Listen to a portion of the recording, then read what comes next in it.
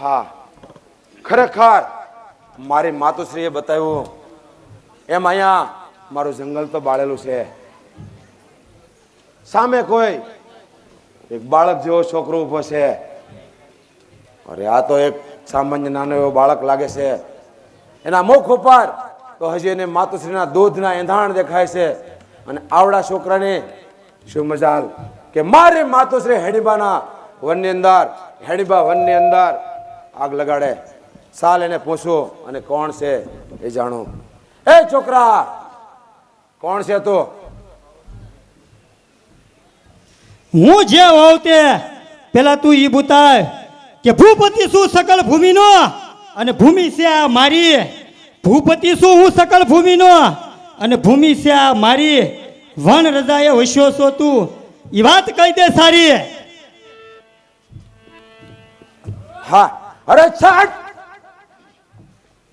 મેદાન મોઢા ભર્યા છે ખાંડના. મેદાન નથી આ રાંડના ના. મેદાન છે મારા બાપના. મેદાન નથી આ તારા બાપના. શેનું સંતાન છું? તારી જેમ રાક્ષસોના ટોળા લઈને હું ફરતો નથી. શિવનું સંતાન છું? તારી જેમ રાક્ષસોના ટોળા લઈને ફરતો નથી. મારા તારા રાક્ષસોને અને તારથી પણ હું ડરતો નથી. અરે છાટ!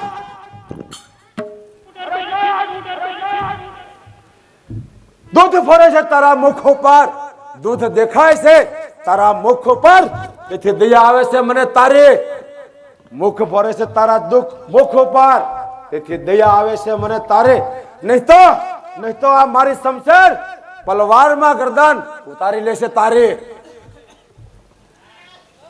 અરે બોલવાથી કાંઈ વળશે નહીં. યુદ્ધ માટે તૈયાર થા. અરે યુદ્ધ કરવાની તારી ઉંમર નથી. યુદ્ધ કરવાની તારી ઉંમર નથી. જા ઘરે જઈને રમજે. જા ઘરે જઈને રમજે. ઘોડો ઘોડો ને તલવાર તલવાર. આ તલવાર છે મારી, નથી કઈ બાળકોને રમવાની કટારી. જો ધારીશ તો એક પલની અંદર તારા જેવાની કઈક ગરદનો ઉતારી છે આ તલવારે. અરે સોપ!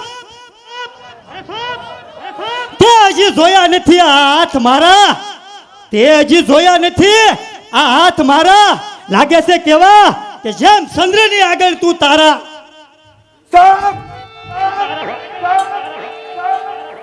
મનમાં ફાવે તેમ બોલે છો. મનમાં ફાવે તેમ બોલે છો. બાળ જાણીને દયા ખાવ છો તારી.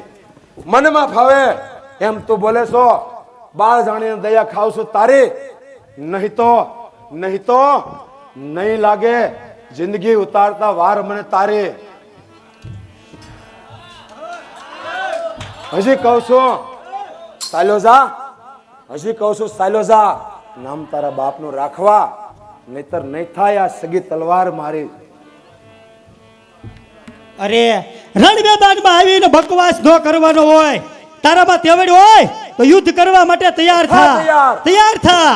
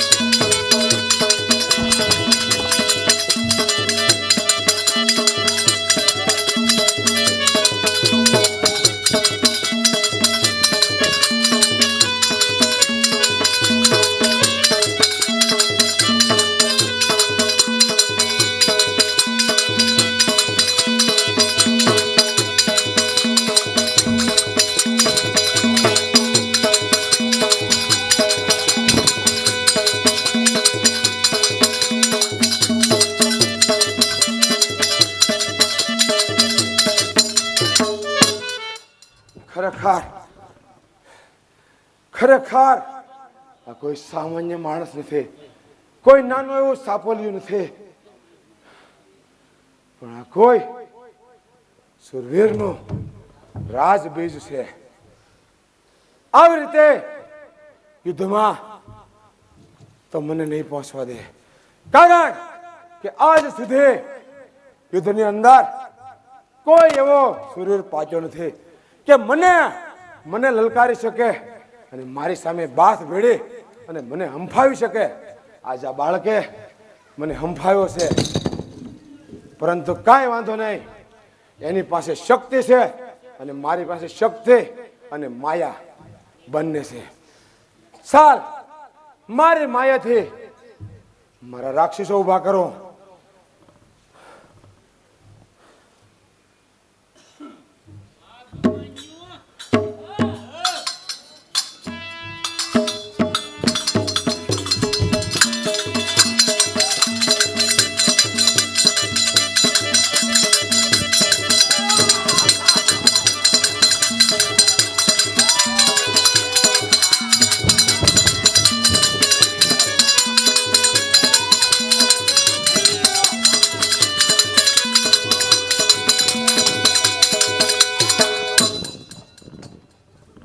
હા રાક્ષસો, આ છોકરો કોઈ સામાન્ય બાળક નથી, માટે હું જ્યારે રણ મેદાનની અંદર જાઉં ત્યારે તમે બંને તમારી માયાથી અનેક રાક્ષસો ઉત્પન્ન કરો અને ફરતેથી એવી ધૂળને ડમણે ઉડાડો કે એ મને જોઈ ના શકે. કાંઈ વાંધો નહીં, તમે યુદ્ધ કરો ને એવી ધૂળની ડમરી ઉડાડી નાખીએ. હા, તૈયાર થા, તારે જે માયા રચવી હોય એ રચી લે. અરે ઓળખતો નથી તું હજી ગટરો ઘસને, ઓળખતો નથી તું હજી ગટરો ઘસને. તે ફક્ત ગટરો ઘસને એક કલા જ હોય છે, હજી તો હજારો કલા જોવાની બાકી છે તારે. અરે નામ ના દેવાના હોય રણ મેદાનમાં, તૈયાર થવાનું હોય લડવા માટે. તૈયાર થા. થા તૈયાર.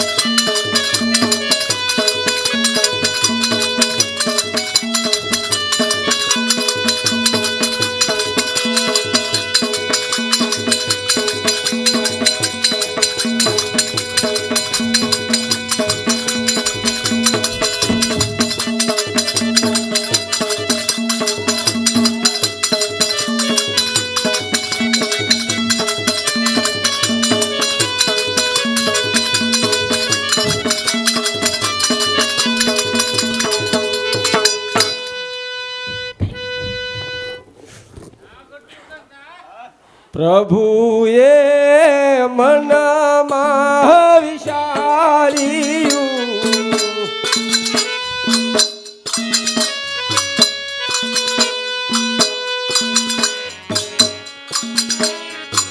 મને જ પામશે મરણ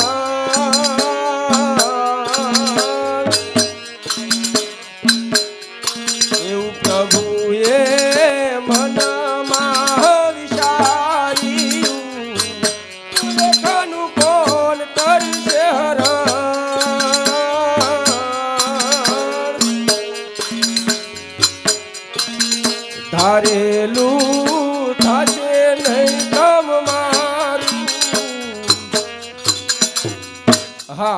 અત્યારે ગટરું ઘાસ જો અભિમન્યુને મારી નાખશે તો મારું ધારેલું કામ થશે નહીં. લાવ માટે ગટરું ઘાસની અંદર હૃદયની અંદર દયા મોકલું, તેથી કરી અને અભિમન્યુને જીવતો છોડી દે.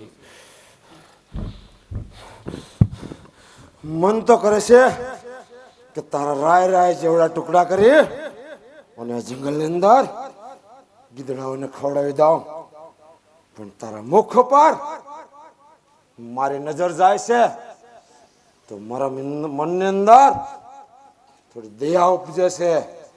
કારણ કે તું મને એક બાળક સમાન લાગે છો અને આ ગટરું ઘાસ બાળક સમાન ઉપર હાથ ઉપાડતો નથી, ગુચ્છો માતો નથી, પણ શું કરો દિલમાં દયા સમાતી નથી.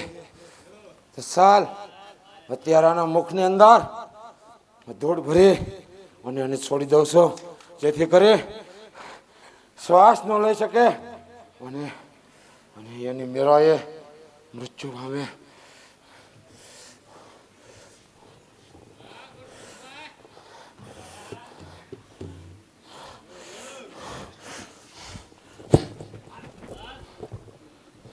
ચાલો ચાલો ચાલો.